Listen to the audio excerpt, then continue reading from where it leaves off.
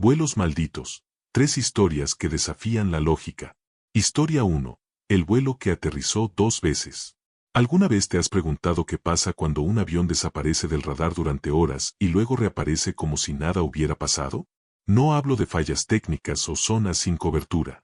Hablo de aviones que literalmente dejan de existir en nuestro espacio-tiempo y luego regresan, diferentes. Fui controlador aéreo en el Aeropuerto Internacional de Tocumen, Panamá, durante 12 años. He manejado miles de vuelos, turbulencias extremas, aterrizajes de emergencia, incluso un secuestro en 2019. Nada me preparó para la noche del 15 de agosto de 2023. El vuelo que aterrizó 2 veces. Primer contacto, 11:47 de la noche. Torre Tocumen, aquí vuelo Copa Airlines 401, solicitando permiso para aterrizaje en pista 03R. Voz normal. Procedimiento estándar. Boeing 737-800 procedente de Ciudad de México. 167 pasajeros. Tripulación de 6. Copa 401. Permiso concedido. Viento 090 a 12 nudos. Altímetro 30.15. Bienvenidos a Panamá. En el radar, el vuelo se acercaba perfectamente. Todo normal. Hasta que no lo fue. A las 23:52, el avión simplemente desapareció del radar. No hubo llamada de emergencia. No hubo mal tiempo. El punto en la pantalla simplemente dejó de existir. Copa 401, responda. Intenté contactarlos. Silencio. Cambié frecuencias.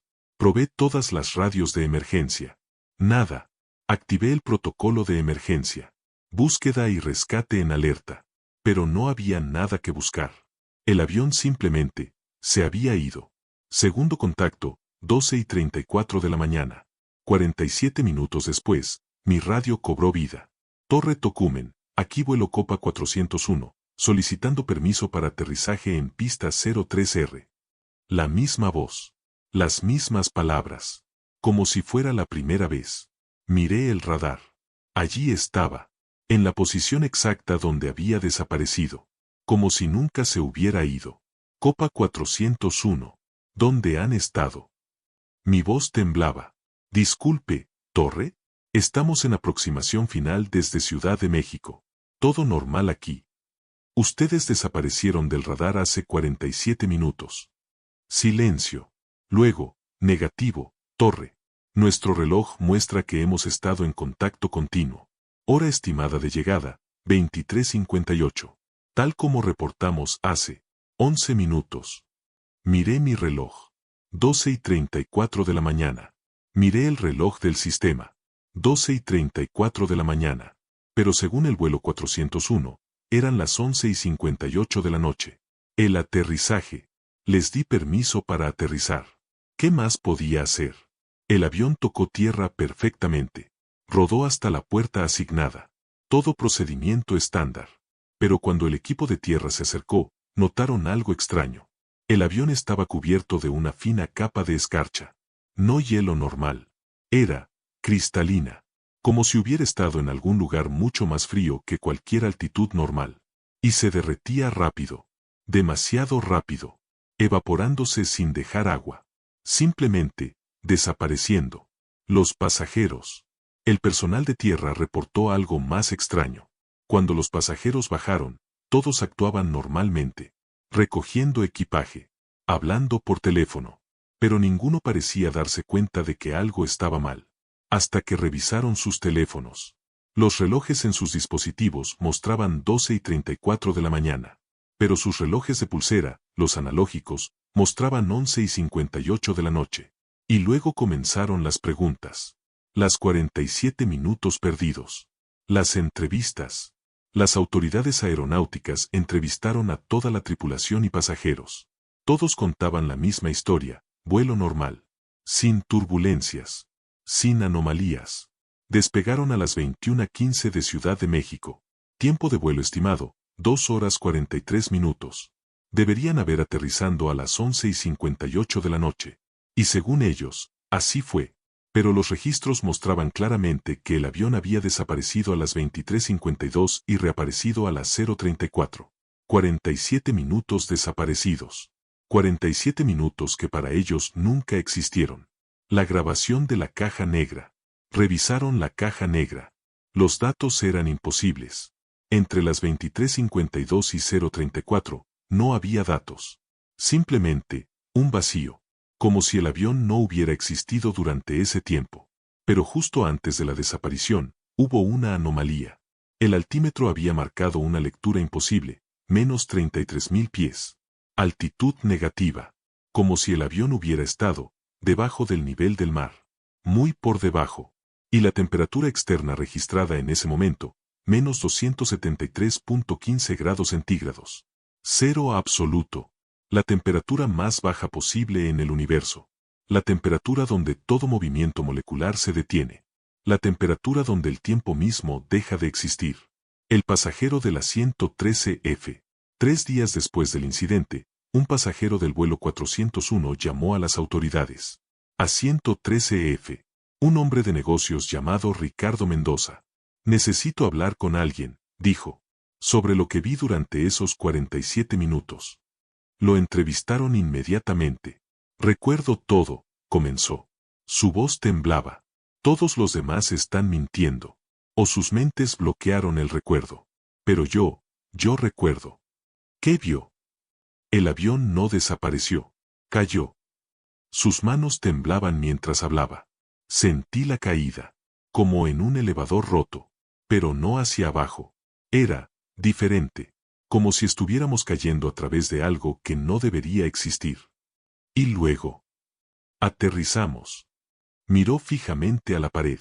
Pero no en Panamá. Aterramos en un lugar. El otro aeropuerto. La pista era idéntica a Tocumen. Exactamente idéntica. Las mismas marcas. Los mismos edificios. Pero todo estaba vacío. Vacío. No había nadie. Ni personal de tierra. Ni otros aviones. Nada. Y el cielo era negro. No negro de noche. Negro como el vacío del espacio. ¿Qué pasó entonces? El capitán anunció que habíamos aterrizado. Pero su voz sonaba plana. Como un robot. Los pasajeros comenzaron a levantarse para salir. Yo también me levanté. Pero entonces vi algo. Sus ojos se llenaron de lágrimas. A través de la ventana, vi otro avión. Copa Airlines 401. El mismo número de vuelo.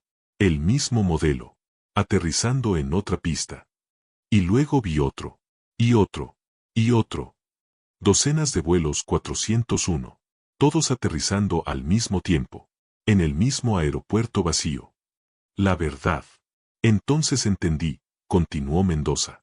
Cada vez que el vuelo 401 desaparece, aterriza allí, en ese lugar. Y todos los vuelos anteriores todavía están allí, atrapados en un bucle. ¿Cómo salieron? No lo sé. De repente estábamos de vuelta en el aire, acercándonos a Panamá, como si nada hubiera pasado. Pero antes de que todo volviera a la normalidad, miré por la ventana una última vez. ¿Y qué vio? Me vi a mí mismo, en uno de los otros aviones, mirándome de vuelta. Y él levantó una mano, como despidiéndose. Epílogo. Copa Airlines retiró el número de vuelo 401 después del incidente, oficialmente por sensibilidad a los pasajeros. Pero investigue los registros históricos. El vuelo 401 hectáreas ha existido en diferentes aerolíneas a lo largo de los años. Y cada vez que lo usan, eventualmente hay un incidente. Eastern Airlines, vuelo 401. Se estrelló en los Everglades en 1972. 101 muertos. Pero antes del accidente fatal, hubo 7 reportes de desapariciones temporales del radar.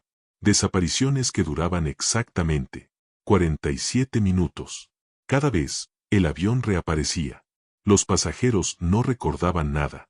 Hasta que en el 8º vuelo, no regresó. O tal vez, regresó al lugar equivocado. Historia 2. Los pasajeros que nunca abordaron. ¿Has notado alguna vez que algunos asientos en los aviones siempre permanecen vacíos sin importar qué tan lleno esté el vuelo? No por elección. Por diseño. Fui azafata para una aerolínea regional sudamericana durante 6 años. Rutas cortas principalmente. Buenos Aires a Montevideo. Santiago a Lima. Vuelos rutinarios que se volvieron otra cosa. Esta historia comienza con el vuelo 914, un número que nunca debió existir. La asignación. 15 de marzo de 2024. Me asignaron el vuelo 914, Buenos Aires a Asunción, Paraguay. Vuelo nocturno. Salida, 23:30. Cuando vi el número, algo en mi estómago se retorció. 914 lo había visto antes en advertencias internas. Notas que circulaban entre el personal veterano. Nunca vueles en el 914 si puedes evitarlo. Pero era demasiado tarde para cambiar. Y necesitaba las horas de vuelo. El boarding. El avión era un Embraer 190. Capacidad, 100 pasajeros. Esa noche, 97 boletos vendidos. Pero cuando terminó el abordaje, solo 83 pasajeros habían subido. Control de puerta, aquí cabina, llamé. Tenemos 14 pasajeros que no se presentaron. Negativo, respondió el agente de puerta. 97 pasajeros escanearon sus pases de abordar. Todos están en el avión. Conté 83. Silencio. Luego, vuelve a contar. Conté nuevamente. Con la otra azafata, Carolina. 83 pasajeros. Hay un error en el sistema, dijo Carolina. Tiene que haber. Pero cuando revisamos los escáneres de pases de abordar, mostraban 97. 14 pasajeros fantasma. Los asientos vacíos. Los asientos vacíos estaban distribuidos por toda la cabina. No en grupo. Dispersos aleatoriamente. Asiento 3A, vacío. Asiento 7C, vacío. Asiento 12F, vacío. Asiento 19B, vacío. 14 asientos en total. Todos con pases de abordar escaneados. Todos vacíos. Tal vez fueron al baño, sugerí. ¿Todos ellos? ¿Al mismo tiempo? Antes del despegue. Revisamos los baños. Vacíos. Revisamos la bodega de equipaje. 97 maletas. Como si los 14 pasajeros hubieran facturado su equipaje pero nunca abordaron. Despegue. El capitán decidió proceder. Si el sistema dice que están aquí, están aquí. Tal vez es un error de conteo. Despegamos a las 23:47. Durante el servicio de bebidas, noté algo extraño. Algunos pasajeros evitaban mirar ciertos asientos vacíos, como si algo estuviera allí que no querían ver. Me acerqué a una mujer en el asiento 12E, justo al lado del asiento vacío 12F. ¿Está cómoda, señora? Ella no respondió. Miraba fijamente la ventana, con los nudillos blancos agarrando el apoyabrazos. Señora. No lo mires, susurró sin girar la cabeza. Disculpe. El asiento de al lado. No lo mires. Si lo miras, te verá también. 35.000 pies. A las 0:23, alcanzamos altitud de crucero. 35.000 pies. Y entonces comenzó. El sistema de llamada de pasajeros se activó. Asiento 3A. Fui a revisar. El asiento estaba vacío. El botón de llamada no estaba presionado. Pero mientras me alejaba, se activó de nuevo. Miré hacia atrás. El botón ahora estaba presionado. Como si una mano invisible lo hubiera empujado. La temperatura. Carolina me agarró del brazo. Siente el aire. Tenía razón. La temperatura había bajado drásticamente. Podía ver mi aliento. Algo está mal con el sistema de climatización, dijo. Pero su voz temblaba. Ambas sabíamos que no era el sistema. Los pasajeros comenzaron a quejarse del frío. Les dimos mantas. Pero la temperatura seguía bajando. Y los asientos vacíos, ya no se sentían vacíos. Lo que vimos. 12:47 de la mañana. Estábamos sirviendo el último turno de bebidas cuando lo vimos. Una sombra. Sentada en el asiento 7C. Uno de los asientos vacíos. No era una persona. Era la ausencia de luz con forma de persona. Como si alguien hubiera recortado un trozo de la realidad. Carolina dejó caer la bandeja. El sonido hizo que todos los pasajeros giraran. Y entonces todos lo vieron. No solo en el 7C. En los 14 asientos vacíos. 14 sombras. Sentadas. Mirando hacia adelante. Perfectamente inmóviles. El pánico. Los gritos comenzaron. pasajeros intentando salir de sus asientos. Empujando, gritando. Corrí a la cabina. Capitán, tenemos una situación. Lo sé. Su voz era tensa. Lo estamos viendo en las cámaras de seguridad. ¿Qué hacemos? Estamos descendiendo. Aterrizaje de emergencia en 15 minutos. Pero cuando regresé a la cabina, las sombras se habían movido. Ya no estaban sentadas. Estaban de pie en el pasillo, todas mirando hacia la parte trasera del avión. Hacia mí. La verdad en los archivos. Después del aterrizaje de emergencia, todos los pasajeros vivos pero traumatizados, investigué. El vuelo 914 tiene una historia. En 1989, un vuelo con ese número desapareció sobre el Triángulo de las Bermudas. 100 pasajeros. Nunca encontrado. Durante años, familias reportaron actividad extraña. Llamadas telefónicas de los desaparecidos. Mensajes. Apariciones. Hasta que en 2003, se encontró el avión. En el fondo del Océano Atlántico. Cuando recuperaron los cuerpos, faltaban 14 pasajeros. Los que estaban en los asientos específicos que ahora permanecen vacíos. El patrón. Cada aerolínea que usa el número de vuelo 914 eventualmente experimenta lo mismo. Los 14 asientos. Siempre los mismos números. 3A, 7C, 12F, 19B, todos los 14. Pasajeros que escanean sus pases pero nunca aparecen. Sombras que se manifiestan a 35.000 pies. Como si los 14 desaparecidos de 1989 todavía estuvieran tratando de llegar a su destino. Vuelo tras vuelo. Noche tras noche. Para siempre. Mi última noche. Dejé la aerolínea 2 semanas después. No podía volver a volar. Pero a veces, en mis pesadillas, estoy de vuelta en ese avión. Sirviendo bebidas. Caminando por el pasillo. Y cuando paso junto al asiento 7C, la sombra gira su cabeza. Y me mira. Y en ese momento de terror absoluto, veo su rostro.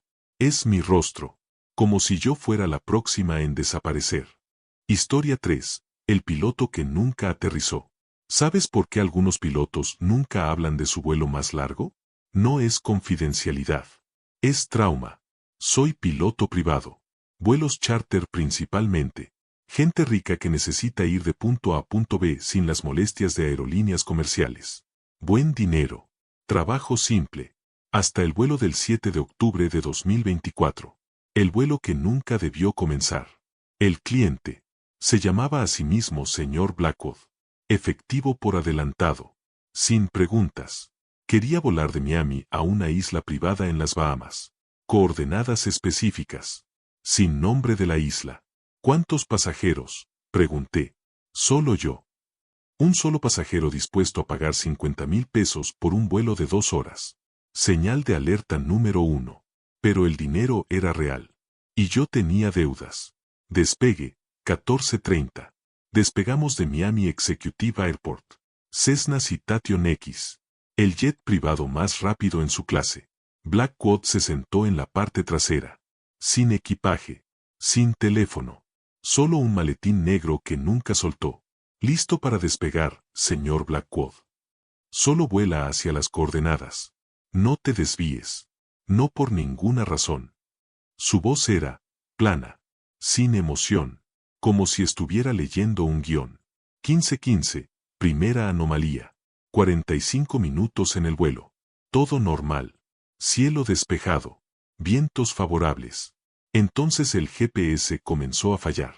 No completamente, pero las coordenadas comenzaron a cambiar, fluctuando, como si la isla que buscábamos se estuviera moviendo. Señor Blackwood, tenemos un problema técnico. No hubo respuesta. Miré hacia atrás. Seguía sentado allí, perfectamente inmóvil, mirando el maletín en su regazo. Sr. Blackwood. Sus ojos se movieron hacia mí, pero su cabeza no se movió. Solo sus ojos. Demasiado lento, como un reptil. Continúa volando. 16. La niebla. De la nada, una niebla apareció. Densa. Antinatural. A 25,000 pies de altitud, no debería haber niebla. Pero allí estaba. Espesa como sopa. La visibilidad cayó a cero. Los instrumentos comenzaron a fallar uno por uno. Altímetro, error velocímetro, error brújula, girando sin control. Miami Center, aquí November 7-4-5 Yankee. Solicito vectores. Perdí navegación. Estática. Cambié frecuencias. Todas mostraban estática. Estábamos completamente ciegos. Y completamente solos. 16:30. El bucle. Intenté salir de la niebla. Ascendí a 30.000 pies. Luego a 35.000. La niebla se espesaba más a medida que subíamos. Descendí a 15.000 pies. La niebla nos seguía. Y entonces noté algo en el indicador de combustible. Llevábamos volando 2 horas. Deberíamos estar cerca del destino. Pero el combustible marcaba lleno. Como si no hubiéramos quemado nada.